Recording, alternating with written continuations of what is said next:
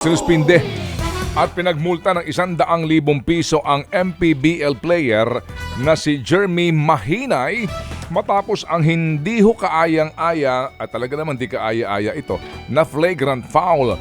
Ito po yung nangyari sa fourth quarter po ng laban ng koponan ng Negros kontra sa Zamboanga. Abay, in-undercut daw ni Mahinay si Joey Barcuma gamit ang kanang tuhod habang sinusubukan pong supalpalin ang layup. Matindi ho ang naging bagsak ni Barcuma at hindi na nakabangon kaagad. Binigyan po ito ng flagrant foul 2 si Mahinay. At ayon sa MPBL, naging factor din sa parusa ang naging reaksyon ni Mahinay matapos ang play. Tinambakan po ng Zamboanga ang Negros sa pagtatapos po ng laban 88-73.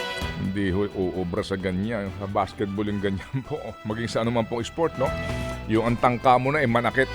Kahapon din yung laban Bakit ng parang ang daming sakitan dyan? Yung sa hindi, tsaka kahapon din yung laban ng Terra Firma at tsaka ng Northport. Yung isang sentro ng Terra Firma din, ay Diyos ko naman. Opo, kitang-kita mo naman doon na Commissioner Marcial. Oh, ano nang ginagawa? I-review niyo ho yung laro. Aba, talaga naman ang pakay mo yung pangan ng player eh. Naku ba, delikado yan. Butit hindi na uwi sa sapakan ito. Ayun na nga. Alright. Ano girl? O ito naman, sa NBA, muling nanaigang Minnesota Timberwolves sa Phoenix Suns sa Western Conference First Round 105-93.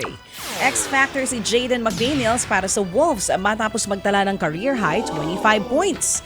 Hindi naman inalintana ng Wolves ang off-night ni star Anthony Edwards na nagtala lamang ng 15 puntos. Ayun, minalas. Hawak ngayon ng koponan ng 2-0 lead sa best of 7 series.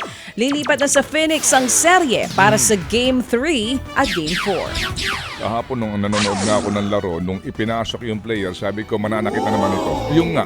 Oo, kasi para't pagpasok ang unang mong mithiin, manakit ng kapwa player. Di maganda yon.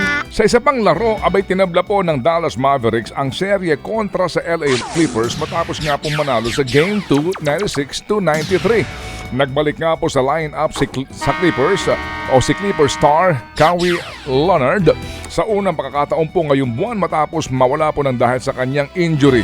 Nanguna po si Luka Doncic para sa Mavericks sa likod ng kanyang 32 puntos. Sa home court na po ng Mavericks gaganapin ang Game 3 at 4 sa Sabado at sa araw po naman ng Lunes. Ted Filon at DJ Chacha ngayon nasa Radyo 5 92.3 News FM Monday to Friday 6 to 10 a.m.